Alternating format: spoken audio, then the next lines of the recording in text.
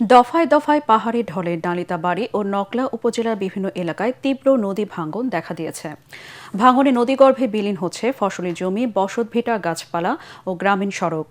নকলা উপজেলার বেনিরগো, পিছলাকুড়ি এবং নালিতাবাড়ির হাতিপাগার নয়াবিল, কেরেঙ্গাপাড়া, দক্ষিণ কর্ণগড় সহ ভোগাই নদীর তীর জুড়ে ভাঙন অব্যাহত রয়েছে। একইভাবে চেল্লাখালী নদীর ভাঙনে পোড়াগাঁও, নন্নি, বাঘবেড় ও কলসপাড় ইউনিয়নের বহু পরিবার প্রতি বছর ক্ষতিগ্রস্ত হচ্ছে।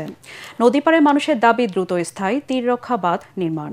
শুল্ক মৌসুমে স্থায়ী বাঁধ নির্মাণের আশ্বাস দিয়েছে নালিতাবাড়ী উপজেলা প্রশাসন।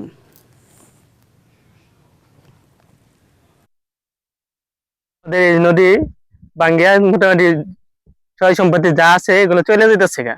এই জন্য আর কি এখানে একটা কালবাদ বা বাঁধ তৈরি করে দিলে ভালো হতো। ভাঙ্গার চাপ সৃষ্টি হয়েছে এই জায়গায়, মনে করেন যে ব্লক না মারলে এই জায়গা থাকবে না। হ্যাঁ, আমগর জমিটা হাতি বাগার মজার জমিটা নাকুবা মজা গাং ভাঙ্গিয়া একেবারে হাতি বাগার আয় পড়ছে, বিরাট ক্ষতি আমগরে।